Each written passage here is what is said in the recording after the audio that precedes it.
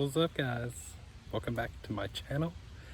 Today it is a balmy 82 degrees in East Tennessee, but it feels like 90 at least. So hot. So I'm just out here enjoying a little bit of shade, and I'm about to embark on a book shopping spree. I plan on going to Barnes & Noble in Knoxville, which is only about one of 4 bookstores Knoxville has. And I'm needing some more 2020 books because I'm on one of my last ones. So, gotta keep that train going. Gotta keep turning those pages. So I think afterwards I'm gonna get back in the gym and come back and show you what I got. So, stick around. All right, so we have finally made it to Barnes & Noble in West Knoxville. So let's go see what we can find.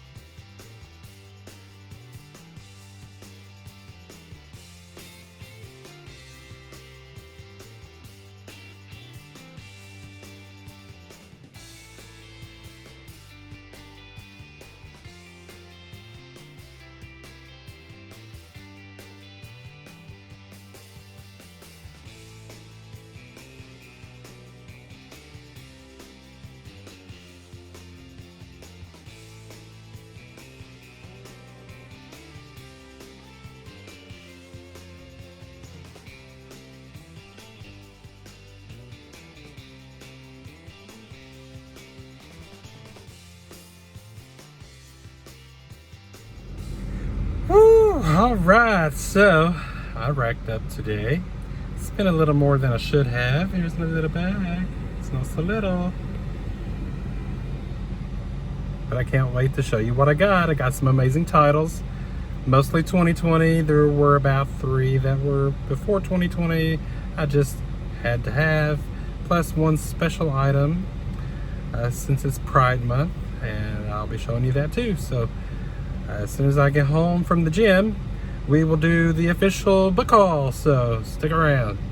Alright, so take 2. I recorded this video earlier today after I got back from the gym, and I had my ceiling fan going because I was burning up, and watching the video back, it was very distracting. So let's try this again, shall we? I have 13 books to haul. Yeah, I told you it was a lot. So let's just jump right into it, shall we? So this first book I want to talk about is one I didn't even know existed. And that is this bad boy. Don't Move by James S. Murray and Darren Wearmouth. Not heard one thing about it. And I saw it. The cover immediately jumped out at me. Then I read what the synopsis was. And yeah, had to have it. So apparently this is a book about a woman who goes on a church retreat, some West Virginian wilderness something. They get in the wrong area. They get stranded, isolated, and spiders. I don't like spiders, but this sounds so freaking good. And check this out. So, you open up the page. Woo, little anxiety. Spiders. But check this out too. Don't Move. Chapter 1 looks like that. Is that not awesome? Of course, the rest of it, I guess, goes back to white pages. But every chapter starts that way, looks that way. And check this out.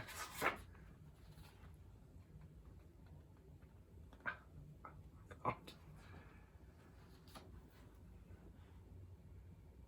I hate spiders.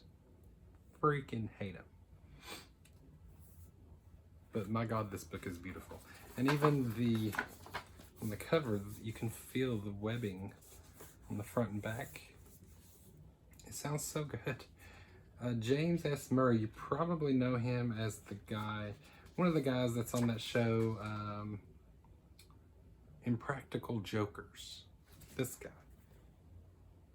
Yeah, had no idea. Oh, and look at the back.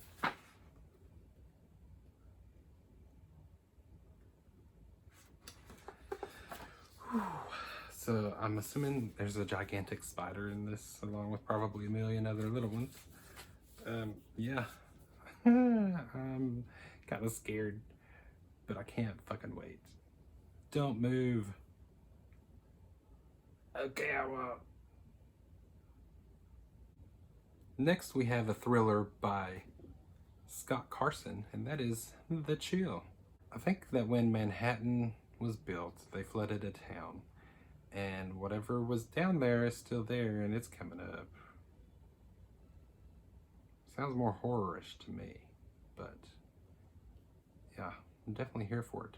The Chill. Next, we have a book that has gotten a lot of heat for being bad, boring, just okay. But you know I have to see for myself. And that is The Return by Rachel Harrison. I love the pink, of course. That's what first drew me to the cover. It says, her friend disappeared, a stranger came back. So, this is a story about a girl that disappears, she returns, and she's a little different. I'm not sure what happens. Oh look, there's the silhouette of her right there. Creepy. Yeah, I've heard a lot of bad things about this.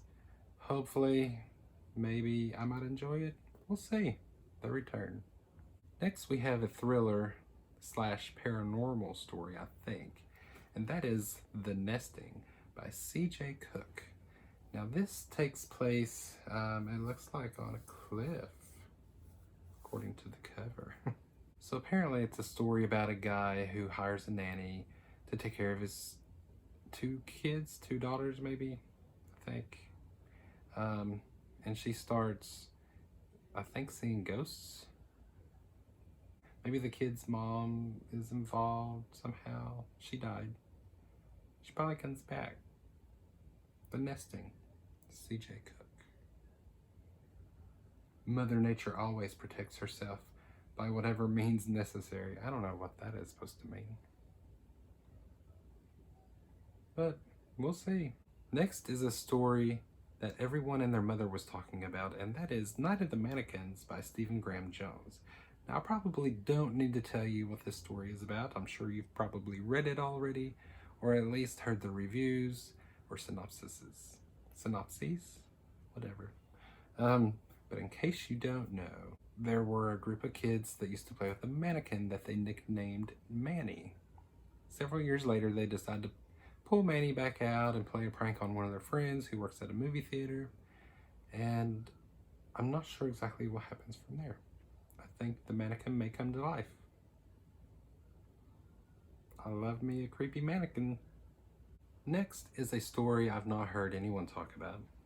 I'm not sure if it's horror or thriller or what it may be, but that is Follow Me to Ground by Sue Rainsford.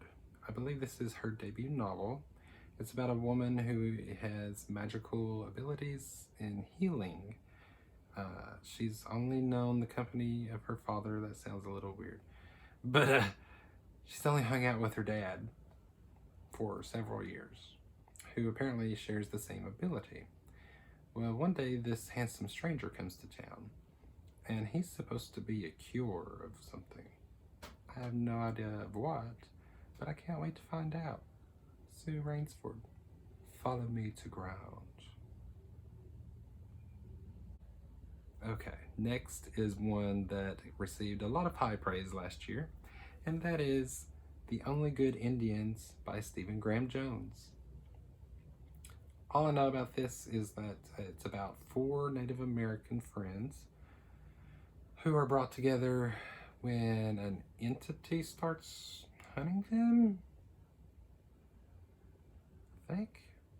I'm not sure. I'm not sure about a lot of these, but they're on my list, and I've heard a lot of good things and some bad things about some of them. But you know, I've had my heart set on them, and I'm gonna check it out for myself. The Only Good Indians. I love the cover too. And if you know my writing, you'll understand why. Next is a young adult thriller, and that is Burn Our Bodies Down by Rory Power. First, I love this cover. I love the colors. She looks awesome. She's fabulous, darling. And it's about a woman who returns to her hometown, okay, to discover the truth about her past. And when she gets there, there's a building on fire, and the woman that is pulled from it looks exactly like her. I wonder why her mommy's been keeping a secret. I don't know. But we're gonna burn our bodies down and find out. So the next one is one that I didn't buy today, but I've had and I kind of forgot about it. And that is Jane Harper, The Survivors. Now, a little backstory on this. I joined the Book of the Month Club last summer so I could get Mexican Gothic at a pretty cheap price. And I forgot to cancel my membership before I was charged again, so I had a credit. Well, I wasn't crazy about any of the selections for months. I kept skipping. And I was like, okay, I'm just gonna have to go ahead and cancel my membership and just pick one. And so that's what I did, and I ended up with this. And this is a story about a man who returns to his seaside hometown. I'm starting to see a repeating pattern here. To discover something. Hell, I don't know. But we're going to find out eventually. The Survivors. Next is technically a 2020 book, but it is not horror or thriller. Actually, it's an LGBTQ plus story, and that is Camp by Elsie Rosen. Now, seeing how it's Pride Month, I thought, well, it's the perfect time to get it. I don't have time to read it this month, but maybe I'll do it next month. It's a story about a guy who has a crush on another guy while they're at camp, and the following year he decides he's going to change himself for this guy to notice him. Okay, well, I don't know if that's going to work, but we'll find out. And in keeping with this spirit, since it is Pride Month, I bought a special little thing, and it is a coffee mug that says Book Nerd. Sorry, the reflection's terrible. Book Nerd, and it has outlined letters in rainbow, and on the back is the Pride Heart. Pretty. I love my coffee, I love my books, and I love my pride, okay? So that's all the 2020 books that I bought. However, I did buy 3 pre-2020 books. The first one is Pen Pal by Dathan Arbach. This was published in 2012, and it's about yet another man who returns to his hometown to find out his mysterious past. And I really don't know anything else about it. I think some popular list had this listed as one of the scariest books of all time. It's in the top 100. Thought, okay, I'm gonna check it out. Pen Pal. So next is one that I debated about getting, but I saw the cover and I was like, you know what? I'm just gonna do it because it's creepy. That is Slenderman. I know what you're thinking. Seriously? Oh my god, Slenderman. You totally wasted your money. I hope not. I never saw the movie, which I heard was trash. It was awful.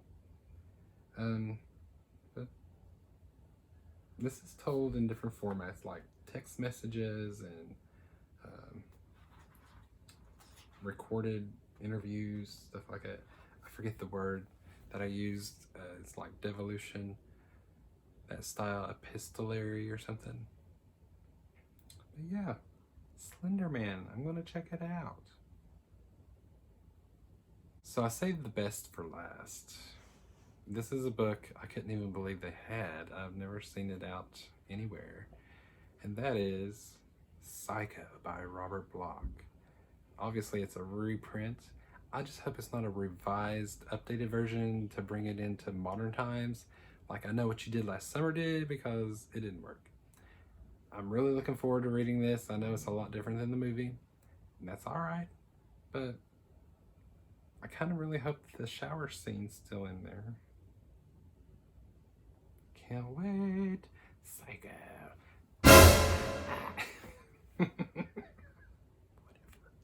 Okay, so that's it. 13 books. I told you I went a little overboard today. So, yeah, well, if you made it this far, I appreciate you. I hope you hit subscribe, murder that like button, and come back and see me next time, because there will be a lot more that I get. I've only scratched the surface of 2020 books that I need to read. So, until next time, keep turning those pages. Bye.